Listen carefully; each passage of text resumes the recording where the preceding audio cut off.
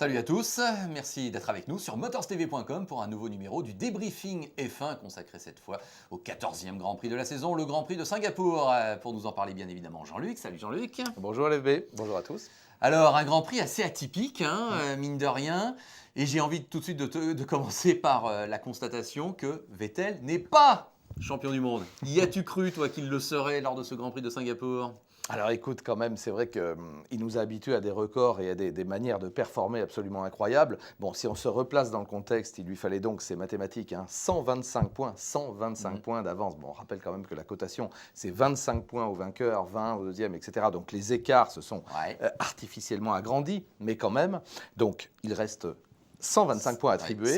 Donc mathématiquement, et c'est pour ne pas parler du pire, il fallait, pour qu'il ne puisse plus jamais être rejoint, et par un seul homme, c'est-à-dire celui qui est placé directement derrière lui, qui vient donc de changer, puisqu'à l'issue de ce Grand Prix, c'est Button. Il fallait donc qu'il ait un total de 125 points de plus, il n'en a que 124, puisque Button a terminé deuxième. Donc le titre n'est mathématiquement pas acquis, mais il est évident que sur le terrain, on ne voit pas comment Button pourrait gagner les 5 derniers Grands Prix, et comment Vettel pourrait ne pas marquer un seul point dans les 5 derniers Grands Prix. Autant dire que c'est quasiment fait. Donc si Vettel marque un point de plus que Vettel au prochain Grand Prix, Vettel sera champion du monde. Et tout le monde attend ce verdict tout à fait logique sur l'ensemble de la saison. 1h59 de course, une ambiance très spéciale, nocturne, cette ville de Singapour. Est-ce que toi, tu aimes maintenant ce Grand Prix ? Comment tu le qualifies ? Comment tu le juges ? Atypique à l'évidence.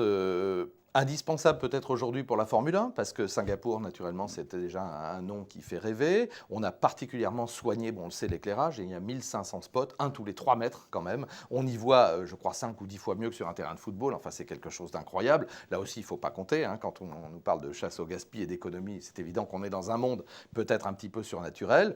Le circuit, moi, je ne le trouve pas inintéressant. D'ailleurs, le Grand Prix n'a pas été inintéressant. On peut y dépasser grâce naturellement à la présence du DRS et puis naturellement du KERS, mais ça permet donc, malgré un circuit en ville, de dépasser. C'est un circuit rapide malgré tout. Alors évidemment, reste le problème des chicanes, notamment la fameuse chicane 10, avec l'envol de Kobayashi qui nous a fait très peur quand même aux essais. Donc oui, il y a des problèmes à résoudre, mais moi, globalement, oui, c'est un rendez-vous que j'apprécie. Voilà. Bon.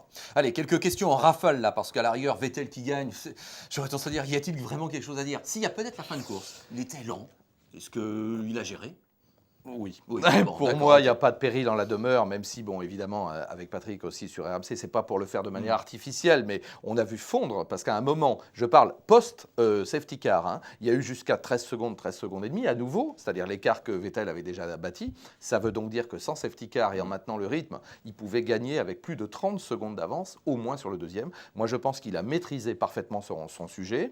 Je pense qu'il a fait attention à ne pas prendre les bordures. Je pense qu'il a joué avec sa consommation. On n'a pas eu d'informations par parenthèse là-dessus, alors que nous en avons eu du côté de Button par l'ingénieur qui lui dit tu peux y aller, et Button qui nous fait 12 tours de qualif dans le dernier. C'est comme ça qu'il revient d'ailleurs, mais non, je pense que Vettel maîtrise parfaitement bien le retour et je me demande même s'il ne veut pas entre guillemets, humilier ses adversaires. Donc je pense qu'il fait ce qu'il faut pour gagner, mais pas plus. Bon, Button, alors tu l'as cité, formidable deuxième, une fin de course exceptionnelle, mais une gestion, on va dire, de sa course qui a été relativement formidable.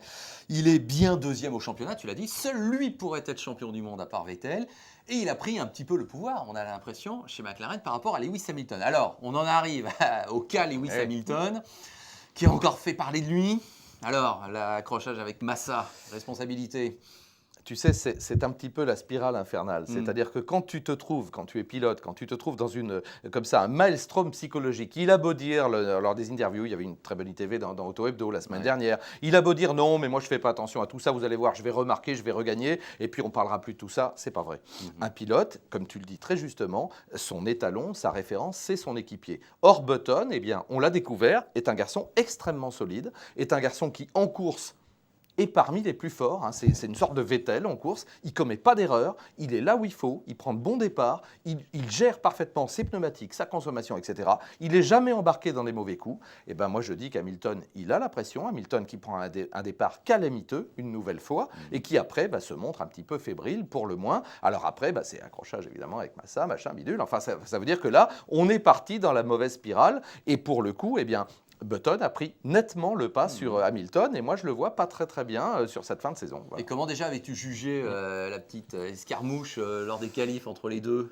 Bah déjà c'est un signe, c'est parfaitement ça, on ne sait pas trop ce qu'il voulait. Alors Massa a eu des mots très très durs par rapport à Hamilton en disant il faut que son papa lui en parle. Enfin je sais que ça vaut mieux se marrer parce que de temps en temps quand on a l'occasion c'est quand même assez rigolo aussi la Formule 1. Donc là calmez-le, faites quelque chose, le pouvoir sportif n'y arrive pas, son écurie n'y arrive pas, papa s'il te plaît. Bon, non c'est plutôt marrant. Mais je trouve que oui, ça dénote déjà une fébrilité, ça dénote déjà une certaine confusion dans sa tête. Alors son talent est là, il ne faut rien lui enlever, il a une pointe de vitesse extraordinaire. Alors après, on a vu que lui, il a dépassé, il est remonté cinquième. Génial, il en faut des beaux comme lui, mais n'empêche qu'il se prend 5 millièmes de seconde aux essais par un certain Button, et ça, à mon avis, c'est peut-être ce qui est le moins bien passé du week-end pour Lewis Hamilton. C'est que aux essais, à la régulière, bon 5 millièmes, tu me diras, c'est rien, mais il y en a un qui est devant l'autre, et c'est tout.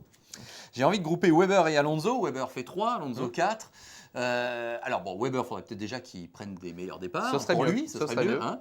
Par contre, il va nous chercher Alonso 2 fois de manière vraiment spectaculaire et c'était chaud. Hein. Bravo. Écoute, je suis obligé d'évoquer naturellement le dépassement dans le raidillon à Spa qui a mis aux prises évidemment les deux mêmes pilotes, c'est-à-dire Alonso et Weber. Et c'est Weber qui, avec un certain courage, prend l'avantage, là ça confirme, je veux dire, parce qu'Alonso c'est pas le dernier venu, c'est quand même un garçon dont le talent là aussi c'est un des 3-4 plus rapides, allez c'est parfaitement clair, et donc il est 2 fois champion du monde, et bien Weber, qui ne l'est pas encore et qui n'a rien gagné encore cette année, et bien il démontre qu'il a pour le moins, et là aussi pas d'embrouille, c'est à la régulière comme tu dis, c'est net et sans bavure, moi ça me fait plaisir, j'aime bien Alonso mais j'aime bien l'Australien aussi, bon malheureusement tu vas me parler des Ferrari et là c'est moins bien pour les Ferrari. Massa oui, forcément un peu en deuxième niveau, 9e, Alonso Qui ça Non, tu es injuste. Ah, je suis injuste. Mais bon, on est là pour ça, on est entre nous. Non, là, j'allais aborder le cas d'un pilote, et je sais que vous l'attendez tous, car il a encore fait parler de lui, il y a encore débat, polémique, c'est Michael Schumacher. Alors, qui dit c'était un malentendu avec Sergio Pérez? Voyons. Je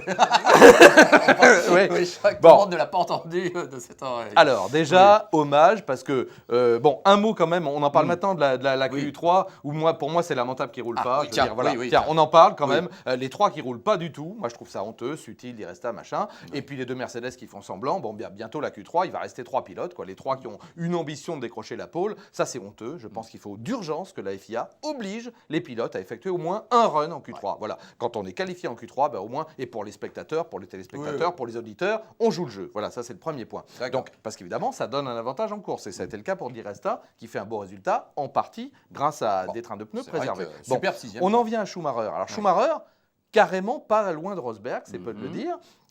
Aux essais comme en course.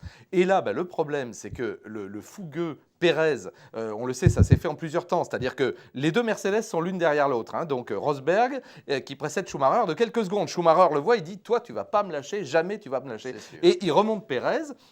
Donc Rosberg le passe. Pérez se dédouble, repasse devant. Rosberg le repasse. Et là, Schumacher dit « Bon, je ne peux pas perdre 1/10 de seconde derrière Pérez. » Donc il tente de le dépasser dans un enchaînement gauche-droite. Et moi, je suis navré, mais quand on regarde au ralenti, Pérez ne donne aucun coup de volant. Bien sûr qu'il se laisse déporter sur la droite de la piste pour empêcher Schumacher de venir se mettre à l'intérieur pour le droite. Mais il n'y a pas d'intention de nuire, il n'y a pas de mauvais gestes, il n'y a pas de mauvais coups, il n'y a pas de coups tordus. Et puis Schumacher fait comme si Pérez allait se pousser, comme si Schumacher était encore avec une Ferrari. Je suis désolé là de le dire. Donc il en fait trop et c'est lui qui décolle. Et d'ailleurs, il y a justice parce que la machine de Pérez n'est pas touchée et Pérez termine dans les points. Moi, je dis... faute pour Schumacher, au moins aux 2/3, aux 3/4 ou aux 9/10. Voilà, c'est mon analyse, on a le droit de ne pas être d'accord. En tout cas, la direction de course a été d'accord avec toi, puisqu'il y a bien une réprimande qui a été adressée à Michael Schumacher, qui ne s'en sort pas avec... on n'a pas le droit de faire comme si le pilote devant allait se pousser, se coucher dans le côté, pour laisser passer le roi Schumacher. Cette époque-là, elle est révolue, elle a existé, elle est révolue. Alors, autre sujet qui fait débat, effectivement, c'est la performance, que je qualifierais de catastrophique, des Lotus Renault Grand Prix. Avec Petrov, nulle part. Alors c'est vrai que ça a été cruel. À chaque fois qu'on l'a vu, il se faisait doubler comme à la parade. Donc là, c'était vraiment dur pour lui. Bruno Senna, on ne l'a pas vu, mais finalement, il termine quand même devant lui. Il y a Heikki Kovalainen qui est entre les deux.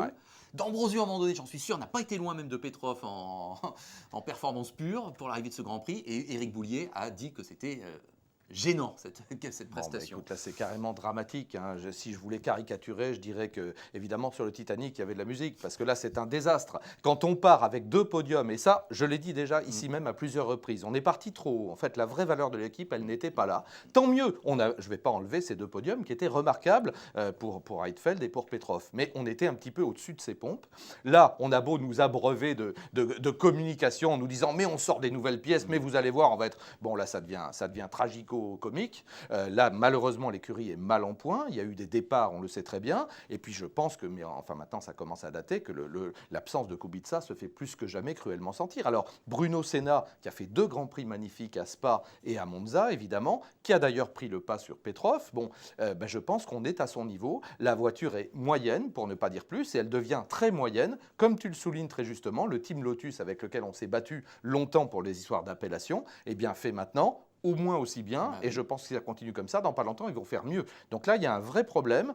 Team Lotus, qui a d'ailleurs, tu le sais, signé avec Renault également pour fourniture de moteurs à long terme. Alors, je pense que là, l'écurie LRGP est sur une pente glissante et descendante. Il est très important maintenant de redresser la barre, et ça, Éric Boulier le sait bien.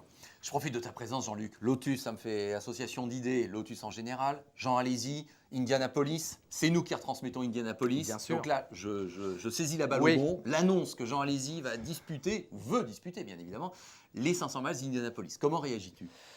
Écoute, bon, on en a parlé en off. C'est un pilote courageux, Jean Alesi. Là, c'est beaucoup de courage. Je me demande si c'est pas de l'inconscience, soyons clairs. Hein. Moi, j'aime beaucoup Jean depuis longtemps. C'est un très bon copain. Mais là, je me demande, là, quand même, on a vu des exemples qui abondent. Hein, je vais les évoquer parce que quand même, Nelson Piquet, 3 fois champion du monde, qui se fracasse les jambes de manière effroyable aux essais.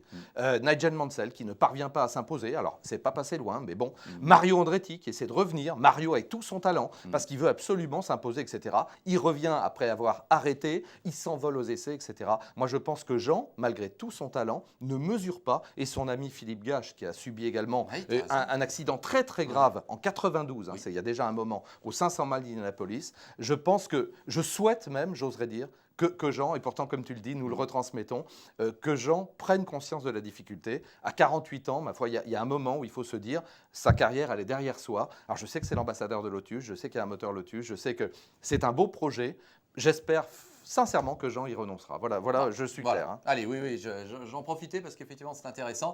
IndyCar, dimanche prochain, 2 octobre, à 20h, l'avant-dernière manche, Kentucky, l'Oval. Donc là, déjà, on se mettra dans l'ambiance de l'IndyCar.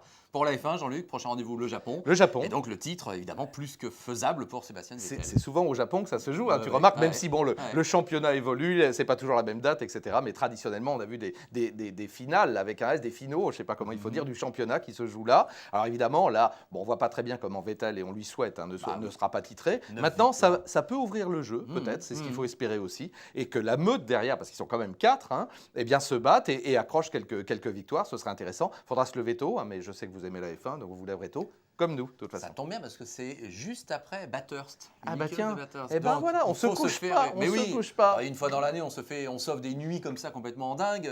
C'est la passion là qu'il faut vivre à fond. Stock de café, on y va. Voilà, c'est ça. Allez, merci à nos amis et partenaires de f1-direct.com. Merci à toi Jean-Luc, bien évidemment. Toujours un plaisir. Et on se retrouve donc dans une petite quinzaine de jours et on parlera donc de ce Grand Prix du Japon. Salut à tous. Salut.